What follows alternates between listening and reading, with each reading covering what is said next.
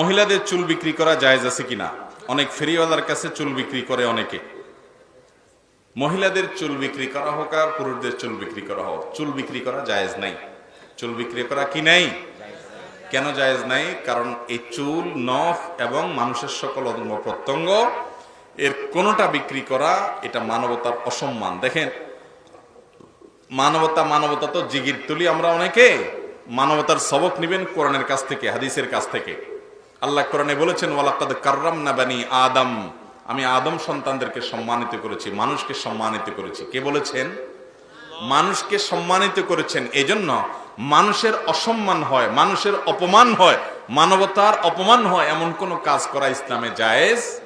এই যে শিরকে সবচেয়ে বড় অপরাধ বলা হয়েছে, ইন্না শিরকা লাযুলমুন আযীম, শিরক এটা মহা জুলুম, মহা অপরাধ। কেন? মানুষের সবচেয়ে বড় অপমান হয়, মানবতার সবচেয়ে বড় অসম্মান হয় শিরকের মাধ্যমে। আপনি মানুষের মর্যাদা হলো এই কপাল, এটা শুধু সৃষ্টিকর্তার সামনে নত হবে, যাত্রার সামনে নত হবে।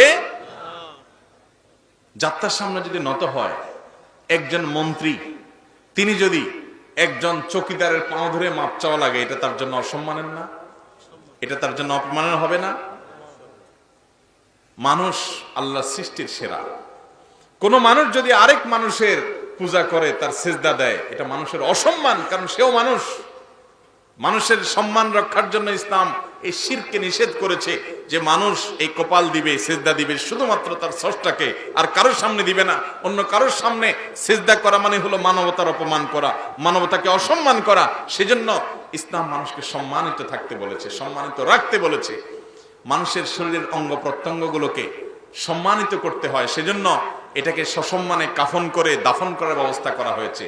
আপনি মানুষের শরীর কাটাছেঁড়া করে আপনি সেটাকে অপমান করে কোনো কিছু করবেন, আপনি সেটাকে অসম্মান করবেন, ইসলাম সেটাকে জায়েজ করে নাই। মানুষের শরীরকে সম্মান করতে হবে।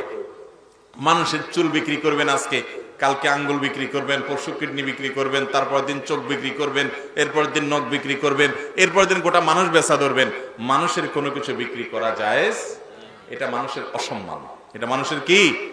অসম্মান। এই জন্য মানুষের চুল বিক্রি করা জায়েজ নাই। এখন কথা হলো, মানুষের মাথায় অনেকের চুল স্থাপন করতে হয়, প্রতিস্থাপন করতে হয়।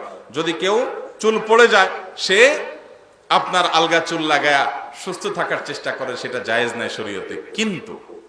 কিন্তু কারোর হয়তো অসুস্থতার কারণে কোনো এক জায়গায় চুল নাই, অসুস্থতার কারণে নাই, সেখানে প্রতিস্থাপন করতে হলো, তো সেই প্রয়োজনেও চুল কেনা বেচা করা কোনো অবস্থাতে জায়েজ নাই। বরং পর চুল, আলগা চুল যদি লাগান, আপনার মাথা চুল একটাও নাই, আপনি